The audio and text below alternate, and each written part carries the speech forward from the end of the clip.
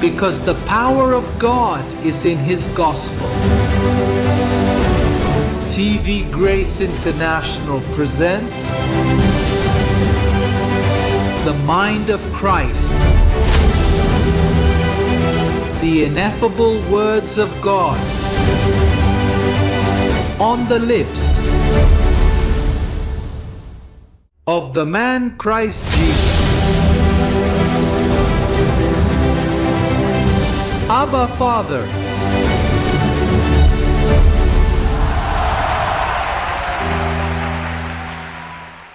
ہم ناہموار جاوی کے بارے میں بات کرنے والے ہیں۔ دیکھو یہ کیسے کہتا ہے۔ کرنتھیوں کا دوسرا خط باب 6 آیت 14 فرماتا ہے، بے ایمانوں کے ساتھ ناہموار جاوی میں مت جاڑو۔ آخر انصاف کا ناانصافی سے کیا تعلق؟ اور روشنی کا اندھیرے کے ساتھ کیا اشتراک؟ اچھا، موضوع ناہموار جاوی کا ہے اور میرے پاس یہاں کچھ نوٹس ہیں۔ سب سے پہلے ہمیں خود سے پوچھنا ہوگا کہ جاوی کیا ہے؟ بائبل میں دو بیل زمین جوتتے ہوئے دکھائے گئے ہیں، دو بیل۔ اور تاریخ بتاتی ہے، روایت کہتی ہے کہ ہمیشہ ایک بڑا بیل اور ایک چھوٹا ہوتا ہے،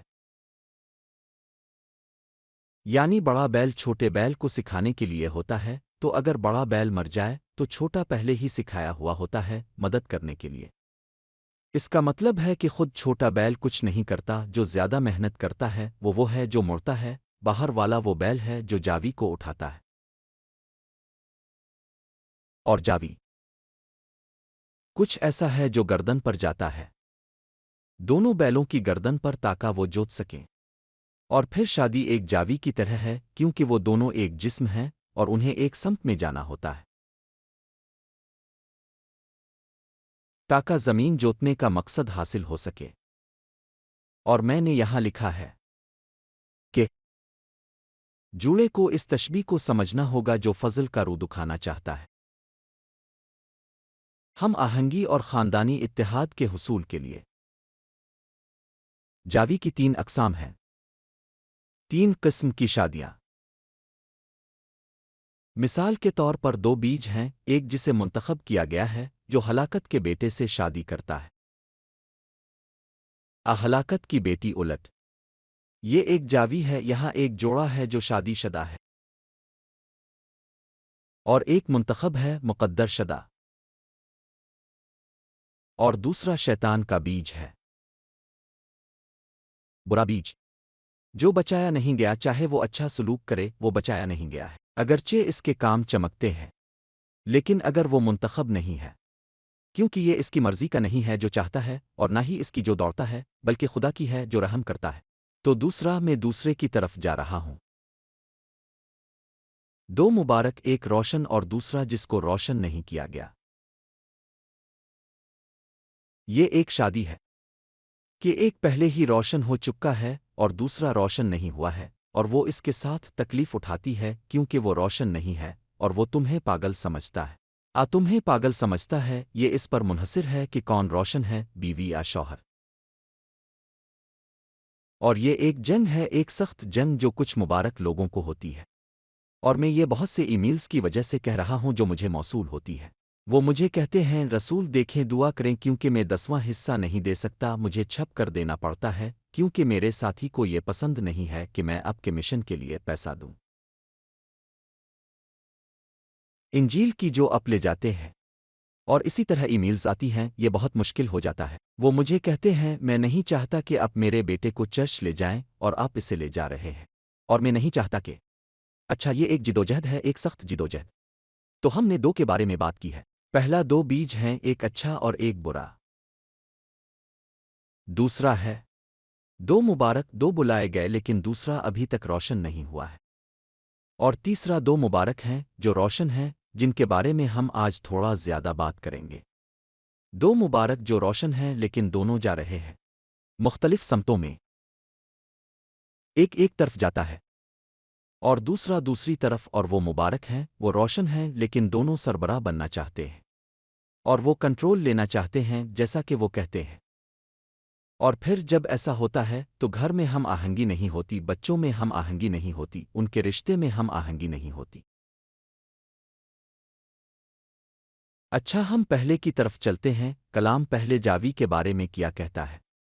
ہم پہلے جاوی کے بارے میں تھوڑا بات کریں گے۔ متی باب 22۔ جلدی سے ہم جائیں گے متی کی تاریخی کتاب میں۔ یسوع نے اپنی جسمانی زندگی میں بات کرتے ہوئے آیت 11 سے 14 تک کہتا ہے کہ اور بادشاہ مہمانوں کو دیکھنے کے لیے داخل ہوا، اور اس نے وہاں ایک آدمی کو دیکھا جو شادی کا لباس نہیں پہنے ہوئے تھا۔ یہ شادی کی ضیافت کی ایک مثال ہے۔ اور اس نے اس سے کہا، دوست، تم یہاں شادی کے لباس کے بغیر کیسے آئے؟ لیکن وہ خاموش ہو گیا۔ تب بادشاہ نے خادموں سے کہا، اسے پاؤں اور ہاتھوں سے باندھ دو اور اسے باہر کے اندھیرے میں پھینک دو۔ وہاں رونا اور دانت پیسنا ہوگا، کیونکہ بہت سے بلائے گئے ہیں اور تھوڑے منتخب۔ اچھا تصور کرو 1,44,000 منتخب جو پہلا پھل بنیں گے۔ دوسری پہرے دار ایک اور کہانی ہے۔ تو یہاں متی 24 کی 40 میں ایک اور آیت ہے۔ 40۔ تب وہ کھیت میں دو ہوں گے، ایک کو لے لیا جائے گا اور دوسرا چھوڑ دیا جائے گا۔ یہ افسوسناک ہے۔ یہ پہلا جاوی ٹھیک ہے کہ ایک مبارک عورت شادی شدہ ہے ہلاکت کے بیٹے کے ساتھ، اور پھر ایک کو لے لیا جاتا ہے اور دوسرا چھوڑ دیا جاتا ہے۔ میں کسی کو بھی الگ ہونے کی سفارش نہیں کرتا، کیونکہ تم نہیں جانتے کہ وہ منتخب ہے۔ اس پر کوئی تختی نہیں لگی ہے جس پر لکھا ہو میں قائن کا بیج ہوں، میں شیطان کا بیج ہوں۔ اس کے سر پر کوئی تختی نہیں ہے، اگرچہ کاموں سے کوئی کبھی کہتا ہے اس میں بھیڑیا کی بھیڑیا سے زیادہ خصوصیات ہیں، لیکن کچھ لوگ بھیڑوں کی طرح نظر آتے ہیں اور اندر سے وہ بھاڑ کھانے والے بھیڑیے ہیں۔ لیکن میں کبھی کسی کو الگ ہونے کی سفارش نہیں کرتا۔ اب میں سمجھتا ہوں کہ ایسی صورتحال ہیں اور سب میں صورتحال مختلف ہوتی ہے۔ کچھ عورتیں شوہر کو نہیں چھوڑ سکتی کیونکہ وہ کام نہیں کرتی، اور پھر وہ کس سے رہیں گی؟ وہ کرایہ کیسے ادا کریں گی؟ اور وہ شرابی ہے یا وہ بدتمیز ہے یا انہیں مارتا ہے یا وہ بدسلوکی کرتا ہے۔ ہر قسم کی صورتحال کچھ کو حل کرنا مشکل ہے۔ میں اب کے معاملے میں اب سے صحیح معاوضہ وصول کرتا ہوں۔ میں وصول کرتا ہوں کہ آپ اس عہد کے ساتھ متحرک ہو جاتے ہیں اور اپنے فرشتوں سے بات کرنا شروع کر دیتے ہیں، اور اگر وہ آپ کے لیے دروازہ کھولتے ہیں، کیونکہ ایسی شادیاں ہیں جنہیں دیکھو وہ مختلف وجوہات کی بنا پر متحد ہیں، لیکن اس لیے نہیں کہ وہ محبت کرتے ہیں، اس لیے کہ چرچ نے یہ کہا، عقائد کی وجہ سے، خوف کی وجہ سے۔ دراصل جیسا کہ میں نے تمہیں بتایا، یہ مشکل معاملات ہیں اور سب مختلف ہیں، سب ہیں بہت مختلف۔ اچھا، دوسرے جاوی کے معاملے میں جس کے بارے میں ہم نے کہا ہے کہ دوسرا جاوی دو مبارک ہیں، ایک روشن اور دوسرا روشن نہیں ہے۔ پہلا یہ ہے کہ ایک منتخب ہے اور دوسرا بدکار نسل کا ہے۔ دوسرا جاوی دو مبارک ہیں، ایک روشن ہے اور دوسرا ابھی تک روشن نہیں ہوا ہے۔ اچھا، کچھ لوگ ہیں جو پرسکون ہیں اور ان کا رویہ اچھا ہے، اور آخر کار وہ روشن ہو سکتے ہیں پہلے پھل کے ساتھ دوسری پہرے دار میں، کیونکہ یہ ایک اور چیز ہے۔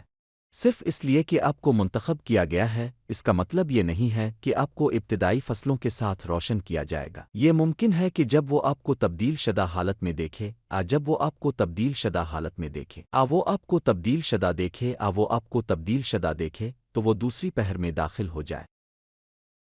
یہ ایک ایسا موقع ہے جو خدا اپنے منتخب کردہ لوگوں کو دے گا، لیکن سب کچھ کی طرح ایک فصل میں ابتدائی فصلیں اور بعد میں جمع کیے جانے والے پھل ہوتے ہیں۔ اب یہ معاملات ہیں۔ مثال کے طور پر یہاں رسول پولس ایک کرنتھیوں کو پہلی خط میں گوشت خوروں کی ایک جماعت سے بات کر رہے ہیں۔ کرنتھیوں کو پہلی خط انہوں نے سفارش کی باب 7 میں۔ باب 7 آیت 12 اور 13 میں کہا گیا ہے، اور باقیوں سے میں کہتا ہوں خداوند نہیں، میں کہتا ہوں خداوند نہیں، یہ پولس بول رہا ہے۔ اگر کسی بھائی کی بیوی ہے جو مومنہ نہیں ہے اور وہ اس کے ساتھ رہنے پر راضی ہو، اسے طلاق نہ دے، اور اگر کسی عورت کا شوہر ہے جو مومن نہیں ہے اور وہ اس کے ساتھ رہنے پر راضی ہو، اسے طلاق نہ دے۔ کیوں؟ کیونکہ کچھ لوگ ہیں جو منتخب نہیں ہیں لیکن ان کا رویہ کافی اچھا ہے، کافی اچھا رویہ۔ یہ ان لوگوں کی طرح ہے جن کے بارے میں اب سنتے ہیں، وہ شخص چرچ نہیں جاتا لیکن وہ ایک مہذب شخص ہے، بلکہ کبھی کبھی وہ ایک منتخب شخص سے بہتر سلوک کرتا ہے، کیونکہ خداوند کی انگور کی بیل میں سب کچھ ہوتا ہے۔ لیکن اگر وہ تمہارے ساتھ رہنے پر اصرار کرتی ہے یا وہ تمہارے ساتھ رہنے پر اصرار کرتا ہے، وہ تمہارے ساتھ اچھا سلوک کرتا ہے، تمہارے بچوں کے ساتھ اچھا سلوک کرتا ہے، تمہیں فراہم کرتا ہے، ان حالات میں ہم آہنگی ہے، ہم آہنگی ہے ان حالات میں۔ پولس کہتا ہے اس سے الگ نہ ہو۔ اب وہ کہتا ہے یہ خداوند نہیں کہتا، یہ میں کہتا ہوں، کیونکہ وہاں ہیں کچھ معاملات ہیں، میں نے ایسا ہی ایک معاملہ کیا ہے جو اب پہلے ہی جانتے ہیں، میں نے اسے 2 مسلسل کانفرنسوں میں ذکر کیا ہے، لیکن میرا معاملہ میری دوسری شادی کے ساتھ کولمبیا میں رہتے ہوئے بشپ مارٹن نے مجھے خبردار کیا، مجھے بتایا رسول دیکھو یہ ہو رہا ہے، لیکن اس دوران مجھے احساس نہیں ہوا۔ 1 سال گزر گیا، 2 سال گزر گئے، جب تک مجھے احساس نہیں ہوا۔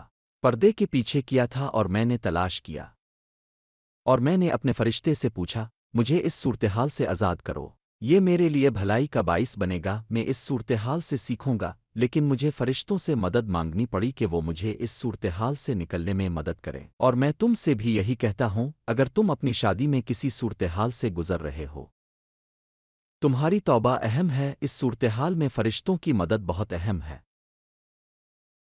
یہ ایسے معاملات ہیں جنہیں پیاری کو دنیاوی طور پر نمٹنا پڑتا ہے، یہ وہ چیزیں ہیں جو دنیا بھر کے تمام بھائیوں کے ساتھ ہوتی ہے، لیکن ان حالات کو سمجھنا ضروری ہے، ان کے بارے میں بات کرنا ضروری ہے، انہیں سمجھنا، ان سے نمٹنا، اور اس طرح سے نکلنا کہ ہر ایک کو اس کی جائز سزا ملے۔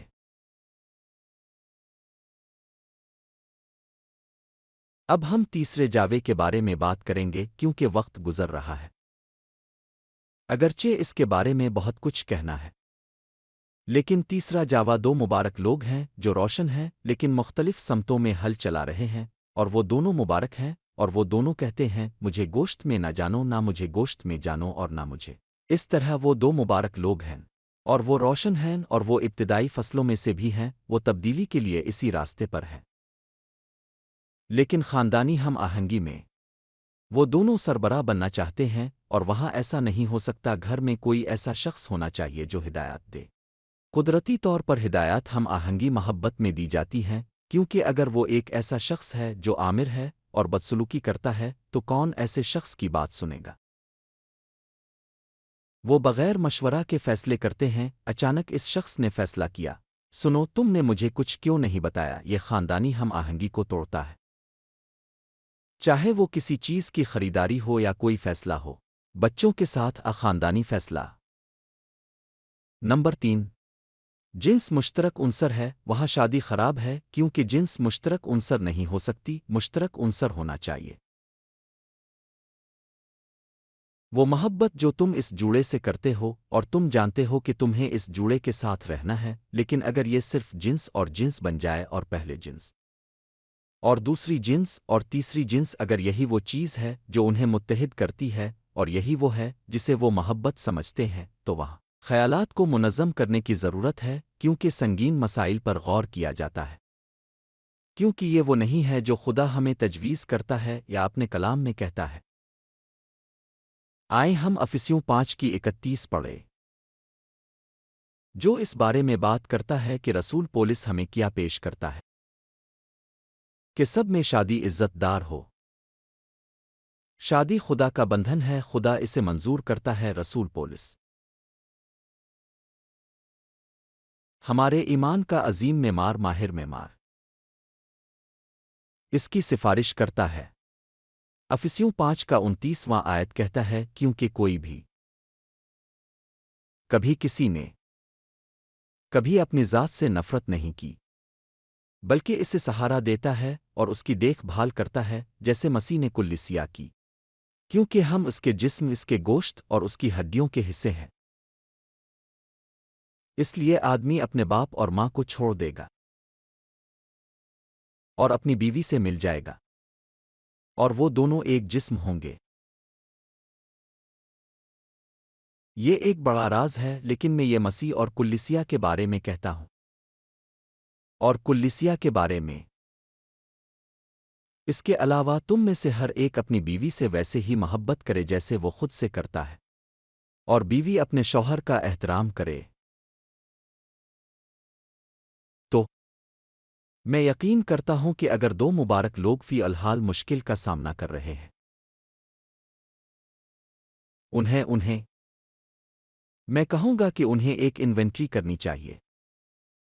ایک انوینٹری کہ کیا انہیں الگ کر رہا ہے؟ کیا وہ ہم آہنگی کو توڑ رہا ہے جو انہیں ہونی چاہیے تھی؟ اگر ممکن ہو تو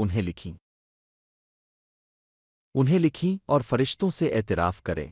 فرشتوں میں یہ وصول کرتا ہوں کہ یہ ہم آہنگ ہو جائے اس سے پہلے کہ ہم کوئی غلطی کریں اور ہم الگ ہو جائیں، کیونکہ جب علیحدگی کی بات شروع ہوتی ہے تب یہ شروع ہوتا ہے، تب یہ شرائط شروع ہوتی ہے، اور یہ شرائط اور وہ شرائط، اور تب رشتہ خطرے میں پڑ جاتا ہے۔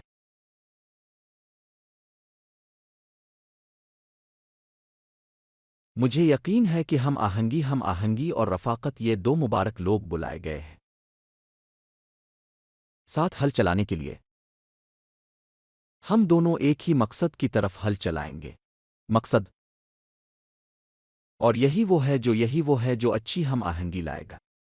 اچھا، آخر میں آئیے دیکھیں کہ یسوع ناصری نے اپنے جسمانی ایام میں کیا کہا اس بارے میں۔ یوگ متی باب 11، آئیں ہم آیت 28 سے 30 تک ختم کریں۔ وہاں یسوع ہمیں یوگ کے بارے میں بتاتا ہے۔ یوگ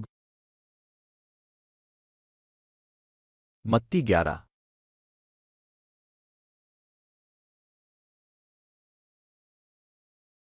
28 تاریخ سے لے کر 30 تاریخ تک کا عرصہ۔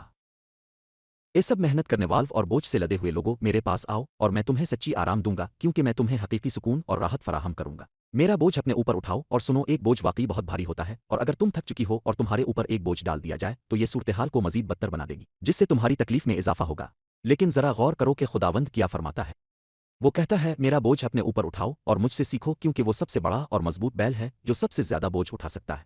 فضل کی وہ روح جو تمہیں روشن کرتی ہے، جس نے تمہیں پولس کے انجیل کے ذریعے روشن کیا، وہی حقیقی بوجھ ہے جو آسانی سے اٹھایا جا سکتا ہے۔ دیکھو وہ کیا کہتا ہے، مجھ سے سیکھو کیونکہ میں نرم ہوں دل سے، عاجز اور منکسر المزاج، اور تم اپنی جانوں کے لیے آرام پاؤ گے، کیونکہ میرا بوجھ آسان ہے اور میرا بوجھ ہلکا ہے۔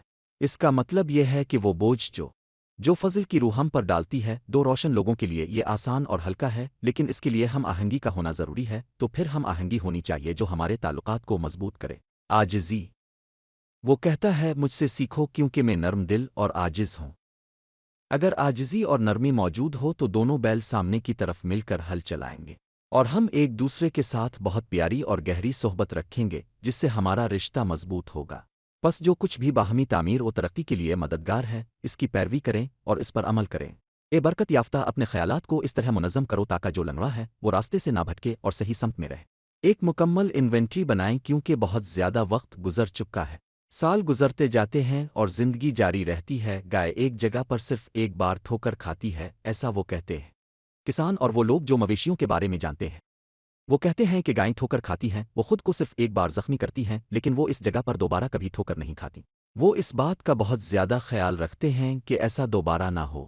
تو میں تم سے دوبارہ کہتا ہوں، تم ایک عقلمند گائے ہو، ایک عقلمند مویشی جو اپنی پیاری بیوی کے ساتھ اچھی طرح حل چلائے گا، اپنی پیاری فیملی کے ساتھ، اس برکت یافتہ کے ساتھ جو تم سے بہت زیادہ محبت کرتی ہے، اور اس برکت یافتہ کے ساتھ جو تمہارے لیے اپنی جان بھی قربان کرتا ہے۔